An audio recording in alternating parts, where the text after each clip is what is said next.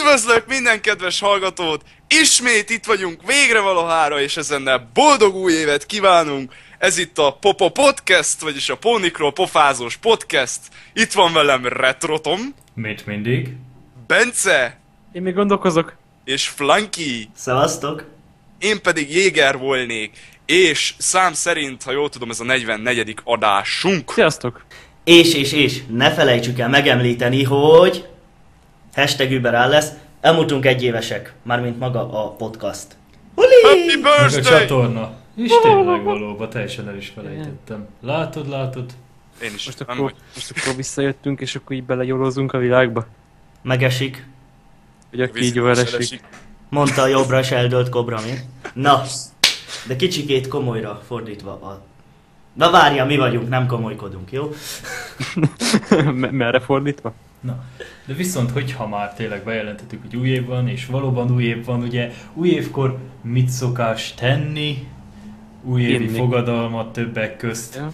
És ugye, hát bekövetkezett a 2016, és mint a motivációs gyakorlatok 90%-a erről beszél, hogyha elér az ember egy mérföldkőt, akkor általában új célokat kell kitűzni, hogy nekünk milyen céljaink és milyen fogadalmaink vannak a 2016-tal kapcsolatban.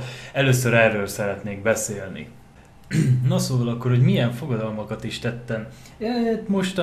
Most nem szálltam el annyira, mint ahogy szoktam ezekkel a fogadalmakkal. Most egész egyszerűen annyit, hogy többet írjak, olvassak, és fordítsak is. Tehát így a pódival kapcsolatos dolgaim lehet, hogy kicsit vissza fognak butulni erre, mert ezt így nagyon szeretném csinálni.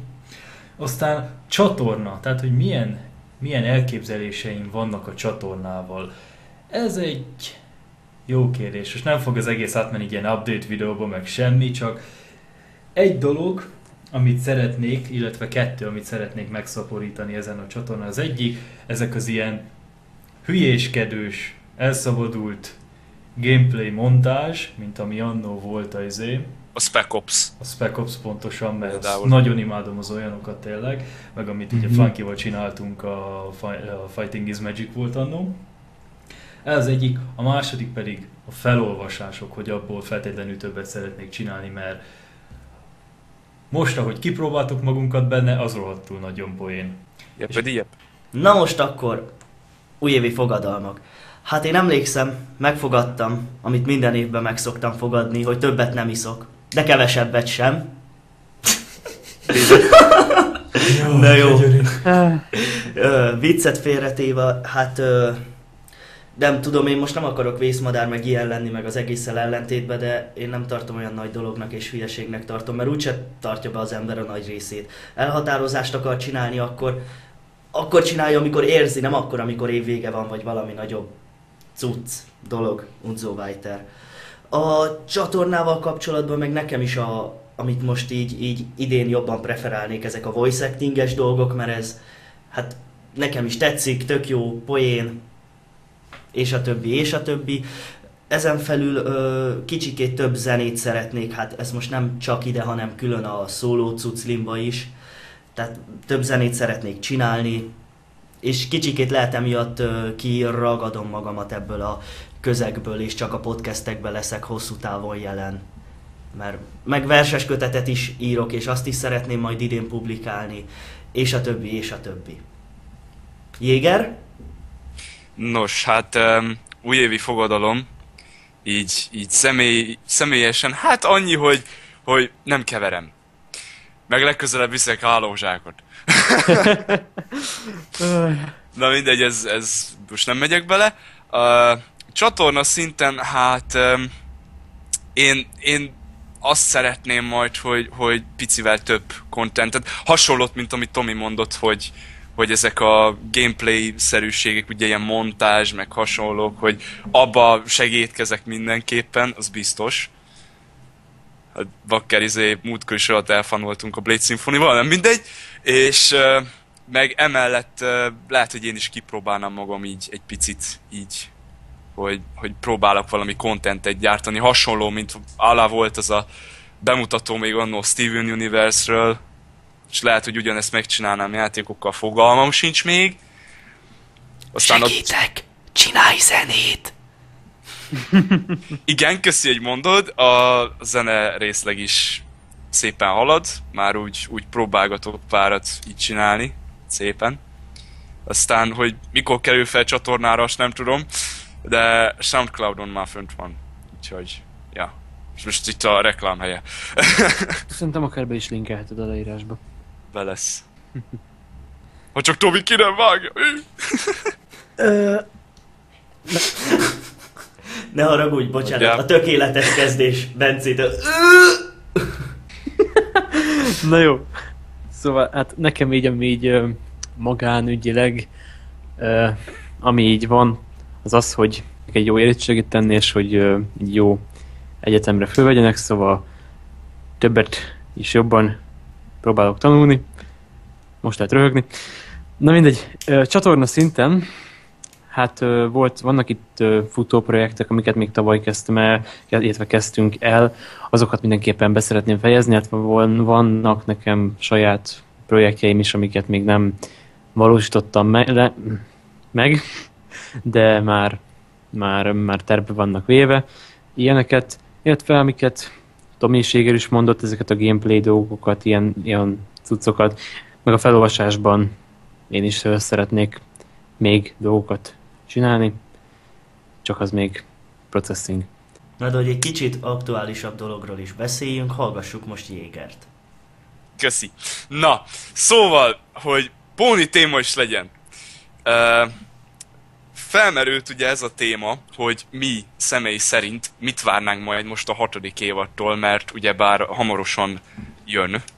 Már voltak ilyen információmorzsák elhintve, hogy Facebookon felraktak egy képet a hivatalos My Little Pony honlapon, hogy Pinkie Pie, nem tudom, spoiler percek, maradjunk annyiba, tehát hogy Pinkie Pie egy csónakon van, mellette ott van ugye Rainbow Dash és Modpie, és ugye ott vannak Manhattanbe. És hogy hamarosan lesz egy epizód 6. évadból. Na, hát igazából ami először eszembe jutott így, hogy mit várok, az megint Main 7 Starlight Glimmerrel. Esetleg Princess. Nem, eszembe se jut. Vissza, Storno, törlés. Nem tudom, kicsikét kíváncsi vagyok, hogy magyarázzák meg majd ezt az egészet, mert évadzáróban ez így nagyon fura volt, hogy így hashtag azért akarom elpusztítani úgymond a világot, meg így 6 embernek megváltoztatni a múltját, és ezzel együtt a jövőjét, mert tönkretettek, és azért akartam mindenkitől elvenni a cuki jegyét, mert valaki megszerezte, és nekem nem lett barátom, és így... De értem, főnök, erre valami magyarázat kéne majd, mert ez így olyan, mint nagyanyámnak a levese. Gazdag, de... Hogy mondják, ezt nem sűrű, hanem ilyen... Zavaros. Zavaros, köszönöm. Igen, egyébként ez bennem is felmerült, mert hogy most megkaptuk, és így be is állt közéjük, tehát szó szerint is beállt közéjük Join the herd! az Glimmer, csak ez most megint egy ilyen Sunset Shimmer féle megjelenés, mert ő se lett úgy igazán megmagyarázva, hogy akkor most mi van vele, meg ugye mindenki teorizál azzal, hogy kéne lenni egy ember Sunset Shimmernek is, de teljesen mindegy, szóval hogy végülis ez így nem lett megmagyarázva. Tehát most én teljesen el tudom képzelni azt is, hogy lesz Glimmer következő évadban, de csak egy ilyen háttérkarakter, érted, mint a Minuet, hogy lehet, hogy előkerül és beszélgetnek vele, és én például ezt nem szeretném, hanem én is egy konkrét magyarázatot szeretnék erre az egészre. Lenni biztosan lesz a következő évadban, mivel az évadzáróban mondta Twilight, hogy ő majd tanítja a varázslat barátosságára, vagy fordítva. Nem, ott konkrétan mondja, hogy ő majd megtanítja, és kicsikét olyan, mintha most tanítványává fogadná. Azt, akit amúgy egyenlő hatalma van, és le se bír győzni, szóval ilyen interesszánt az egész. Na jó, de ő nem tud semmit a Friendship is Magicről. Mondjuk ez ő biztos. Ő csak így gyórózik bele a világba a varázslatával, de nincsenek barátai, meg nem tudja, hogy hogyan kell barátkozni, meg ilyenek. Gondolom arra akarja tanítani. Ja, de most képzelj el egy egész 6. évadot, aminek nyilván ugye megint ilyen epizódikus epizódok lesznek benne, mert azt az Istenért se adnák föl, de hogy a nagy kép, tehát mit tudom én, minden 3. epizódnál, úgy tudod, ugye ez lenne magának a lényeg, hogy így viszik Glimmert ide-oda, és próbálják tanítgatni, belevezetni ebbe a dologba. Például az ötlet nekem tetszene, és most, hogy már ezt kitaláltuk, én ezt fogom elvárni tőlük. Most mondanám, hogy vigyék vissza az Egyenlőségiek falujába, de hát az utolsó résznél visszavitték oda. Ja. És az ilyen, hogy mondják, Sugarbell? Igen, Sugarbell, meg ezek ott meg is ölelték, amikor találkoztak velük, szóval így nem hiszem, hogy így nagyon erre fognak kimenni a következő, de amúgy egy rohadt jó felvetés. Mondjuk az is lehet, legalábbis én így arra is számítanék, hogy amit akkor láttunk a évadzáróban, hogy így viszik ide, viszik oda, itt kér bocsánatot, ott kér bocsánatot, hogy az mint egy ilyen kis teaser, mindnek mondják ezt. Ilyen kis ízelítő.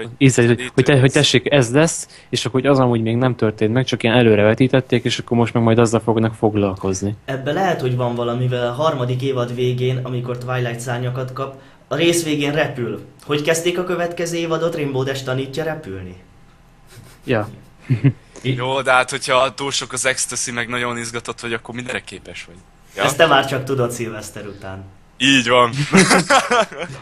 De egyébként szerintetek nem lesz megint egy ilyen hatalmas nagy fandom méretű fölháborodás, mint annó Twilight szárnyai miatt volt, hogy most Main 6-ből Main 7 lesz? Mert hogyha most így viszik ide-oda Glimmert, akkor az lesz.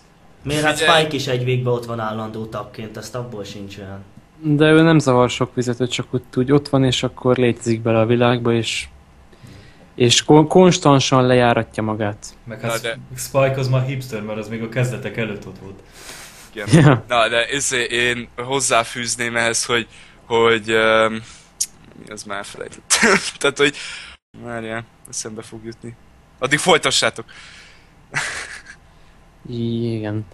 Meg még arra is... Mondjad, Bence. Ja, hogy csak azt, hogy én is azért még azt várom. Jó, megvan, mit akartam. Na. Akkor mindegy. Éger a troll. Ez van, hogyha megzavartok. Na.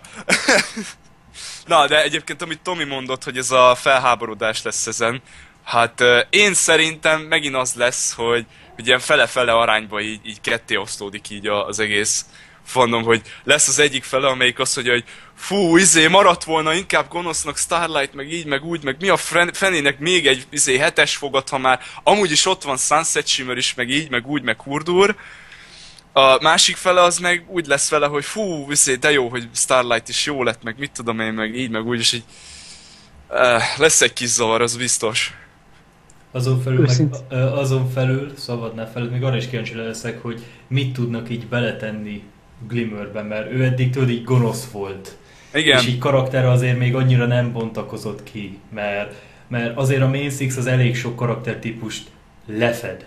Tehát, hogy még mit lehet Glimmerrel kezdeni, mert hogyha most csinálnak belőle karakterileg egy Sunset Shimmert, meg az is fura lesz.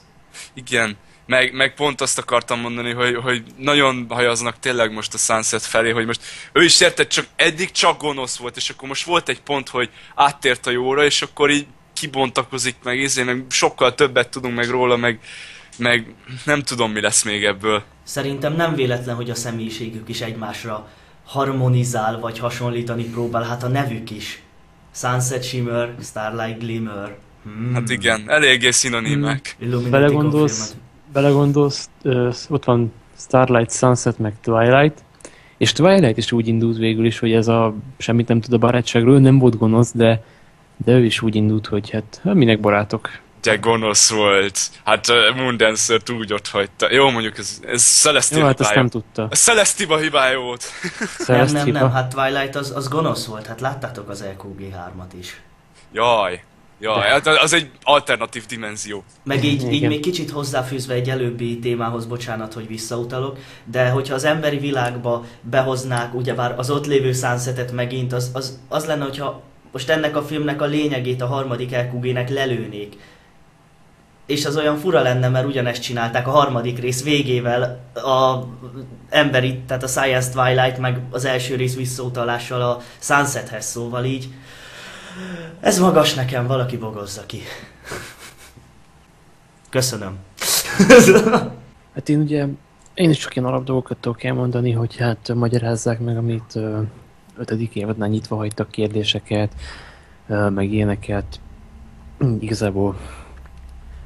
Igazából úgy vettem észre, hogy mostanában van egy szint, amit hát így vagy tartanak, vagy nem, de így meg inkább itt tartanak, és egy kicsit így beálltak inkább arra a szintre, ami ez a második évad volt, annál kicsit gyengébb, de azért nem ez azért nem rossz kategória, és hogy azt így mostanában hozzák. Szóval élvezhetőek a részek, bele lehet gyakran kötni, hogy ez miért úgy, az miért úgy, de hogyha ezt így tudják tartani, akkor az nekem teljesen oké.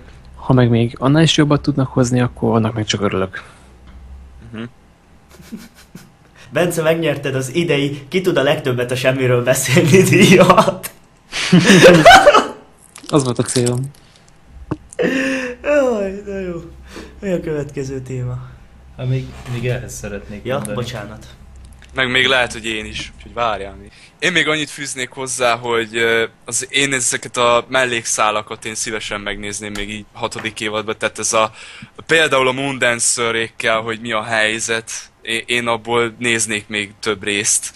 Tehát, hogy jó, most ne azért, hogy mert hú, nekem most Moondancer nagyon tetszik, vagy bármi, mert szemüveg, de tényleg az a mellékszál az engem nagyon tud érdekelni, mert abból egy nagyon jó epizódot hoztak ki, és szerintem ezt lehetne még folytatni. Vagy például meg lehetne próbálni még egy ilyen, hát nem azt mondom, hogy ilyen 100. epizód beütésű rész, de valami hasonlót, hogy nem feltétlenül a 6-os fogaton, ami most már lehet, hogy 7-es fogat, ugye, van a hangsúly, hanem azért pár ilyen mellékkaraktert azért próbálnak kicsit előtérbe hozni. Mint például a CMC-t? Hát most nem pont a CMC-re gondolok, hanem például a hercegnőkre esetleg, vagy Lyra Bombon, tehát érted? Hát amikor kint volt Canterlotba Twilight Moondancer-ékkel, meg Twinkle Shine-ékkal, akkor mondták, hogy Lyra is tudod, úgymond a régi crewba tartozott, de ő már Ponyville-be lakik, és hogy majd látogassa meg őt is. Tehát ilyen kiutalást tettek rá, csak aztán el lett felejtve. Igen, meg sem volt jelenítve az epizódba, hurdur. Ja. Meg egyébként nem akarlak elszomorítani Jéger, de valószínű szerintem egyébként, hogy Moondancernek is körülbelül tehát, hogy rá is az a sors vár, mint annó a Coco Pummelre. Mert amikor tudod, kijött az epizód, akkor mindenki, hogy Coco Pummel, imádjuk Coco Pummelt, és így teljesen el lett felejtve. Tehát még... De amúgy, Hát de visszatért. Meg se szólal csak. Epizód. De azért volt egy epizód most 5. évadban, amikor... Az a Made in Manhattan. Nem? Igen. Ja. Bár ott nagyon sok szerepe volt.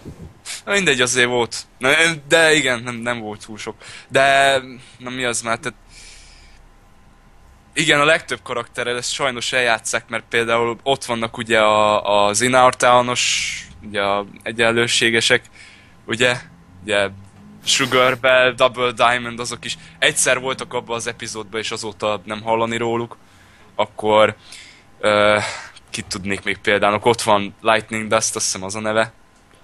Az is egy epizódos karakter volt, tehát így Open Skies. Vagy Open Sky. Open Skies, Clear Skies, Papi... Tehát ezek ilyen egyszereplős karakterek. Miért nem lehet őket többször is... Tehát, az a baj, hogy a Hasbro hajlamos beleesni abba, hogy ilyen zicsereket kihagy, hogy ilyen-olyan karaktereket visszahozzon. Így vagy csak mert marketing, és hogy egyszer bemutatják az epizódba, és onnantól kezdve meg már csak játékba találkozol vele.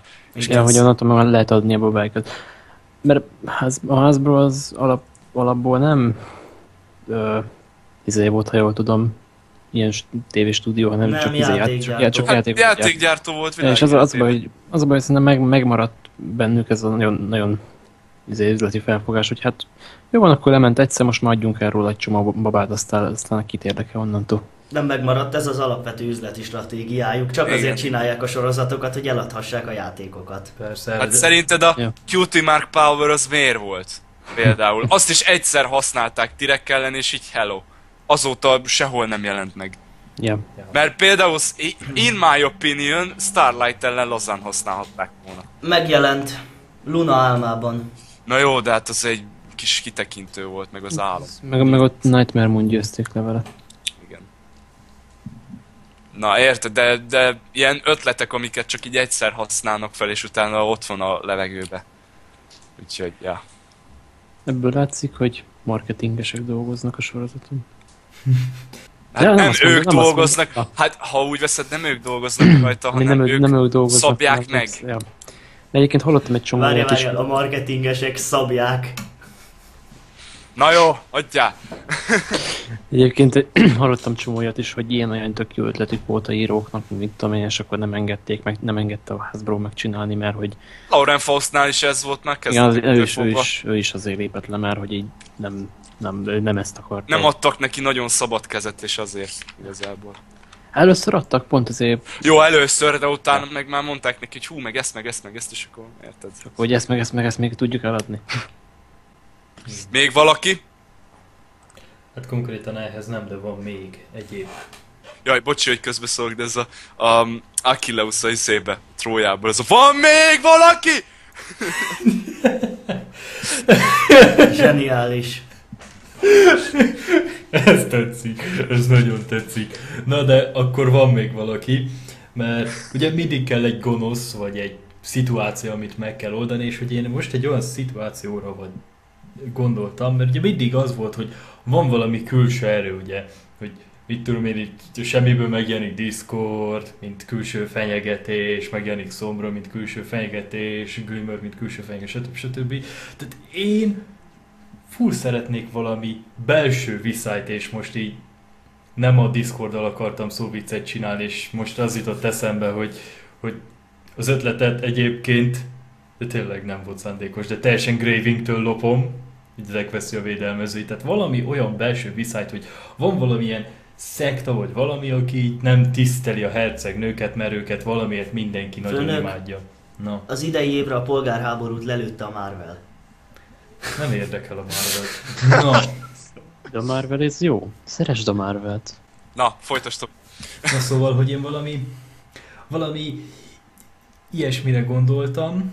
A másik meg, hogy lehet, hogy ezen keresztül, vagy lehet, hogy nem is egy ilyen belső lázadás képzeljek el, hanem mit tudom én, a háborúban megy valaki, vagy valami Gevaszba keveredik a Griff királysággal, és akkor ott is valamilyen politikai viszonyokat láthatunk. Például én azt is nagyon szeretném, ha valami erre fény derülne, hogy végzi a politikáját, megveszi a hercegnői. Főnök, ez még mindig kislányoknak gyártott, nem fognak politikai tartalmat belerakni szerintem. De hogy nem, mert jöttek már látogatni, amikor a Smile and Wave, akkor ugye mindenhonnan egyéb királyságokból, meg tartományokból jöttek a követek megbeszélni. Tudom, hogy enyhe utalás, de ilyen szinten. Ja. Most amúgy, hogy felhoztad a belső viszályt, nekem az ugrott nekem az jutott az eszembe, hogy milyen érdekes lenne, hogyha lenne esetleg valami ideiglenes gonosz szellem, vagy valamilyen mágikus cucc, és mint mondjuk, amit Discord is csinál, csak ez a Main Six-ből egyik tagból a másikba ugrál át. És így kelt belső viszályt. Érdekes a dolog, de ugye amikor legelőször még volt Discord, és ő így megváltoztatta őket, végülis az is egyfajta belső viszály volt, mert egyikük se volt önmaga. Anti-stickers adott nekik. Kifordultak magukból.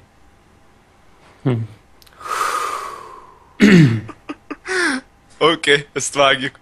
Képzeld el, hogy Elszámoltam 10-ig. Discord a csoki erejével. Na jó, valakinek még valami értelmes hozzáfűzni valója ehhez a témához. Ez még téma is? Nekem még egy hozzáfűzni valóm van. Mit várunk a 6. évad, legalábbis én mit várok a 6. évadtól? Az, hogy legyen már. Köszönöm. Nyert! Hallod, én meg csak én itt ülök, és nézek magam elé, és várom a mondatnak a maradék részét, és így legyen már. De mi legyen még? És így, 6. évad! Érdekes, nekem egyből leesett. én így várom még a szavakat, hogy összeálljon a mondat, és így legyen már. De mi legyen már? Árcsökkentés! Meg pánc! De annyira hamar azért ne legyen, mert akkor fordítani kell. Hát Max nem mész be a fordító csoportba. Ez nem az én problémám, most nem az... Megértem. Ez igen. De még egy valami, amit mondjuk én szeretnék, de ez így teljesen ilyen önkényes dolog, hogy Discord. Mert Discordot ugye már azt szeretjük, tehát én az ő karakteréből szeretnék még, és nem fogok Star Trek-et nézni. Pedig az is jó. Q. Ott egy egybe Discordot hoz, illetve a Discord karakterébe hozza a egybe a Q-t. Na, király, következő téma. Na hát akkor szerintem ezt az egészet kicsikét kibeszéltük. A kedves hallgatóktól, vagy aki olyan elvetemült, hogy nézi a képet, attól kommentekbe várjuk, hogy ti igazából mit szeretnétek, mit vártok a 6. évadtól, mi legyen benne, és a többi, és a többi. És most hallgassunk egy kis zenét. Podcast Rádió. A zene címe pedig... A Depths-től az Another Mare.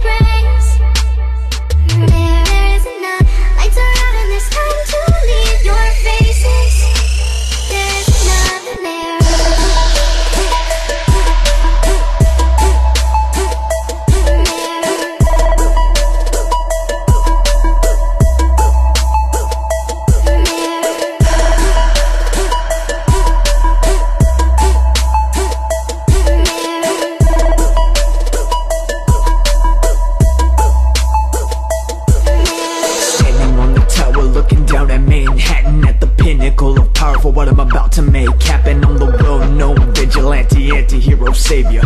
Enemies can't see me, I'm nearly out of favor. Their behavior shall be punished on the moon of Luna's name. Save the day, native fame. It's my game to play insane with the takeaway. I came to stay. If I fade today, then that's okay. Slaying waves, undermine, curse the villains and plunder crime. My sign is distress in the voice of shattered screams. It's the noise of scattered dreams after me relentlessly. I stand in front of riot shields while I ignore the cries of steel. Eyes of teal, why appeal to me? No need to try and feel mysterious. However, at the same time known, furious and bitter on my fame crime thrown like a seed poem trap. Can you catch my innuendo? Should be known, I'm daring you to tap up on my window.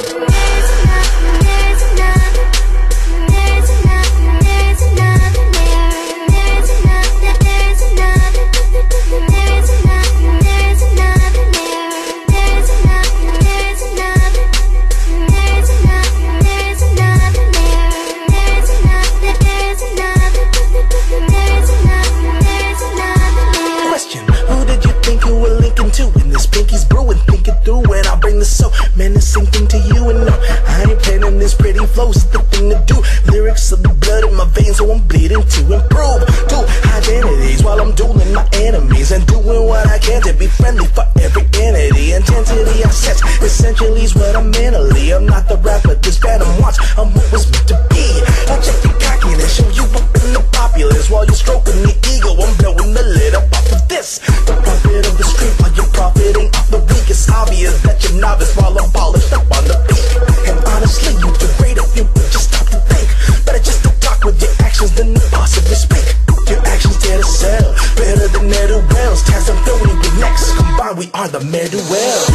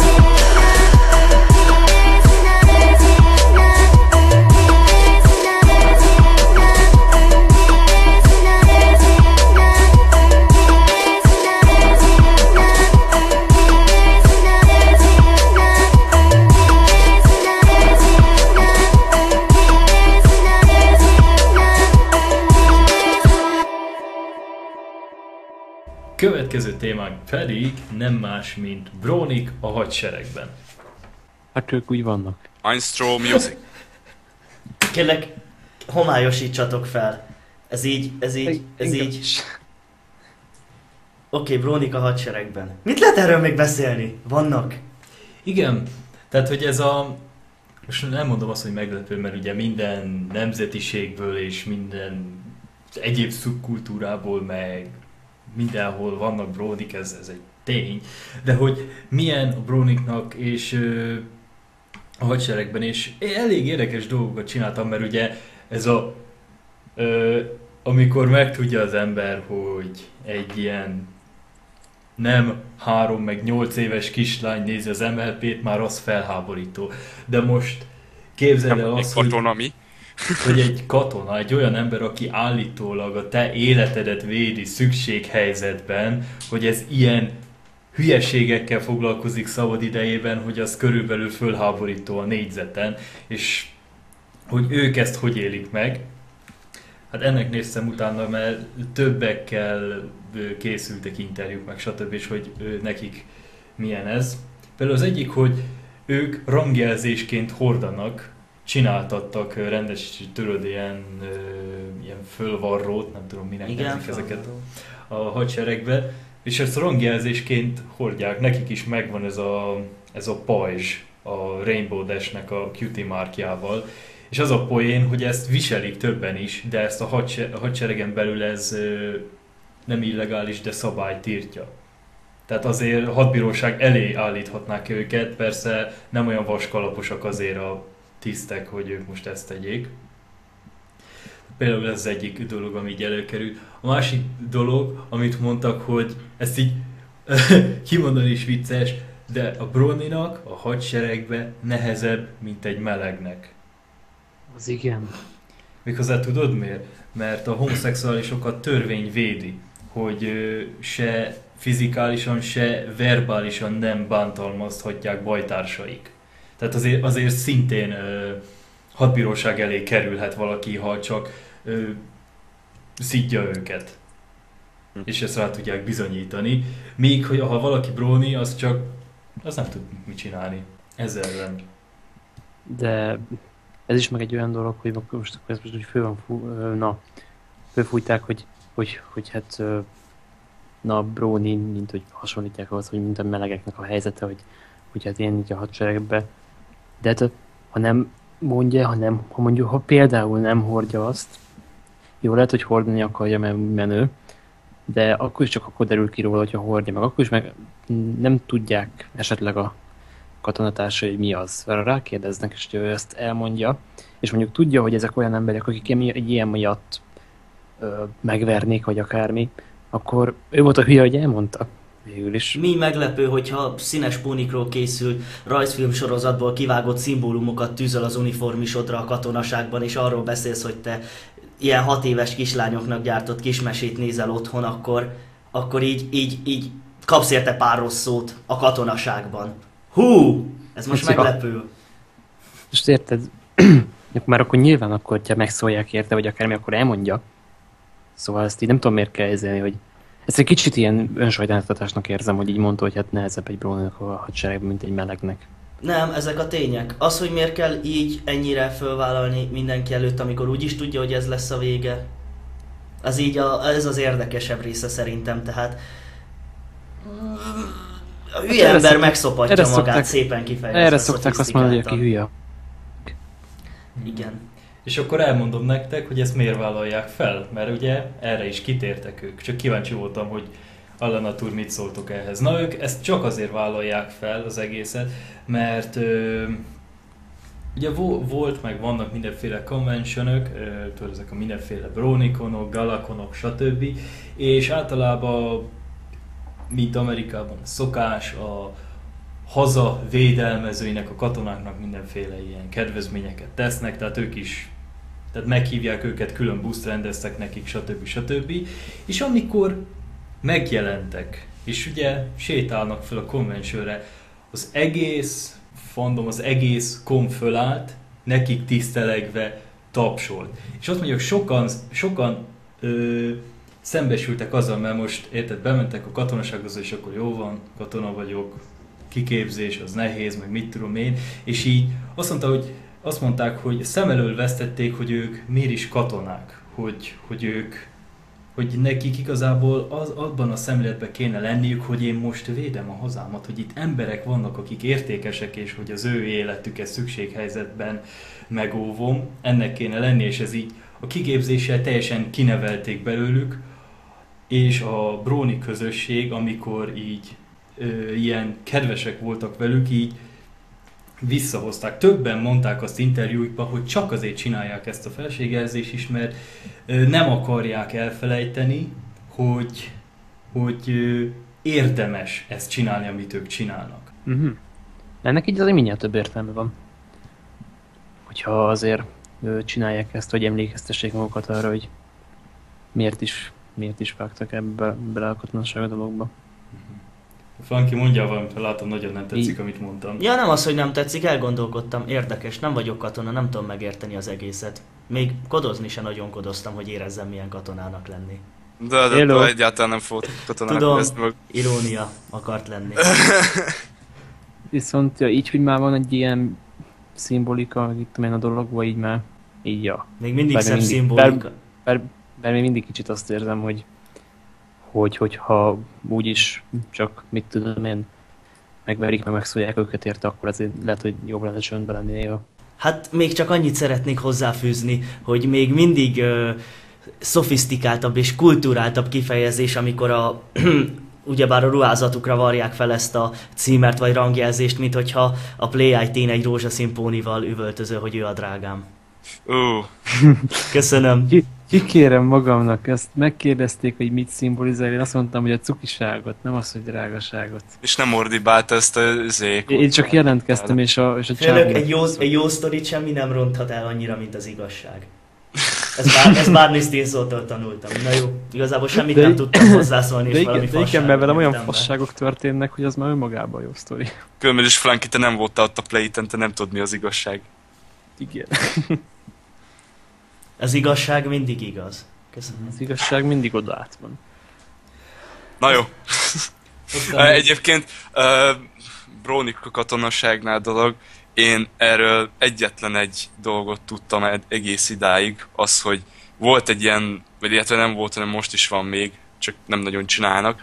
Ez a Bronies React, de ilyen Military Bronies kiadásban, tehát hogy leülnek ezek a katonák, és akkor megnéznek egy epizódot. Én ennyiből ismertem ezt az egészet, meg talán a 2012-es Brony dokumentumfilmet, mikor megnéztem, ott volt egy ilyen kisebb utalás erre a katonás dologra, hogy nem tudom, nekik voltak ilyen kedvezmény talán, vagy nem is tudom, hogy Tomi, javíts ki a tévedek, hogy nekik volt egy ilyen külön rész minek hívják ezt? Igen, emlékszem, amikor találkozhattak Tara Stronggal, külön ők csak. Na igen, arra gondoltam. Hogy például ennyit tudtam erről az egészről, ezt a sztorit, ezt így nagyon nem. Tehát, hogy így ez most így érdekes. Meg hasonló sztori, tehát ők amikor érkeztek a nekik szervezett külön busszal, ugye volt az, hogy ők szépen ugye kiszállnak, akkor még ugye nem volt ott senki, csak az esetleges sorban állók, meg mit tudom én, és akkor ugye elkezdenek ugye oda sétálni, föllépcsőzni a kapuhoz, ahol a kon éppen zajlódott, a hatalmas csarnokhoz, és akkor az egyik katona ugye csak azt vette észre, hogy tapsolnak, és akkor tudod, ő is udvariasságból reflex elkezdett tapsolni, amire a bajtársai szóltak neki, hogy ember, minket tapsolnak meg. Gondoltad, megható lehetett. De aztán még, ami ezzel kapcsolatban találtam rá erre a kis ilyen mentalitás dologra, mert ugye pontosan ugye ezek is előkerültek, mert hogy a katonaságban, ha úgyis megszívod vele, akkor minek reprezentálod ezt a bróniságot? Ugye nem csak nálunk, hanem ott is sokszor előkerült ez a dolog. Meg hogy ezt miért csinálod, amikor teljesen fölösleges, meg csak rossz fog belőle kisülni, meg ilyesmi. És ugye egyiküknek az volt rá a válasz, ami szerintem nagyon érdekes, hogy azt mondta, hogy amíg téged az a valami érdekel és hajlandó vagy vele foglalkozni, nincs olyan, hogy fölösleges és haszontalan. Tehát tényleg, amíg én is, tehát azután én is ebbe belegondoltam, és tényleg így van. Tehát amíg te úgy döntesz, hogy ennek már pedig van értelme, hogy csináljam, és csinálod is, akkor az nem értelmetlen. Ebben teljesen igazuk van. Igen. Meg ugye én szoktam mindig ezt az önfejlődéses dolgot reklámozni, tehát tényleg, hogyha valami van, ami ilyen kreatív és az a közéleti dolgokhoz valami picike szinten is kapcsolódik, és te azt űzöd, akkor előbb-utóbb tényleg, lehet, hogy lassan, nagyon lassan, de fejlődni fogsz benne, és hogyha fejlődsz, akkor az már nem volt haszontalan, hogyha képes vagy ezzel a valamivel saját magadat fejleszteni, vagy előrébb jutni, vagy ne adj Isten, lehet, hogy másfél év múlva kapóra jön a munkádban, a magánéletedben. Előfordulhat. Az élet szép. Ja? De én még szebb vagyok. Na jó. Nem, igazából ezt olyan szépen kitaláltad és felépítetted körmondatokba, hogy ez így szép volt. Ez a téma, csak így nem, így komoly gratuláció, csak így én már ehhez nem tudok mit hozzászólni, ez olyan információhiányban szenvedek. Ilyen Nyugi, téren. én is. Jaj, igen. De tényleg, aki erről a témáról többet akar hallani, az így az előző videót hallgassa meg, és ennyi. Már vártam az önreflektálást, már vártam. Bocsi, de az muszáj. Az olyan jól sikerült az a videó. Várjál. Még ahhoz a videóval kapcsolatban, aki esetleg azt ilyen full komolyan vette meg, ilyen meghatódott rajta, meg minden, én nem voltam ott depressziós, én ott fáradt voltam, mert az volt körülbelül a 24. órája, hogy én nem ettem, 8 órát ültem a suliban, 10, elnézést, és nem aludtam 30 órája, mert beadandót csináltam a suliba, ilyen a vizsgázóknak az élete, és én így leültem, hogy most már csinálok egy videót csak azért is. Magam elé vettem a mikrofont és felvettem. Vlogolász. Úgyhogy, ja. Nem depressziós, hanem fáradt volt. És Igen. éhes, az majdnem ugyanaz. Igen, ez majdnem ugyanolyan rossz legalábbis. Igen. Szerintem rosszabb. Na, nem baj. Figyeld, kommentekben az emberek, mindenki, törbe lettünk csalva. Megsajnáltunk erre, most átvertél. Ja. Én is azt hittem úgy, hogy egy ilyen izeike vagy ilyen... Mondd ki! Mondd ki! Pont egy nyelem. Alright. Tói, ezt most megkaptad. Na jó, szerintem Fejezzük ez egy le. méltó befejezése, mert 44. Pónikról pofázós podcast az évben a legelső podcastek, úgyhogy nagyon szépen köszönjük szépen, hogy itt voltatok velünk szépen. Mi lehet méltóbb befejezés, mint azt, hogy lepiszom Tomit most. Jó, bocsánat. Jaj, de kérek bevágni egy It's My Life-ot, na jó. Na, köszönjük szépen, hogy itt voltatok velünk. Jövő héten megint itt leszünk. Itt volt velem Bence. Nézd meg, és csak velem kezdene legyen időm gondolkozni. Sziasztok! Retrotom. Dunc! És Flanky. Pá! Pedig Jéger voltam. Vagyok. És További viszont hallásra. Pá! Pá! Papa! Na Tomi, most már mehetsz a Lidlbe.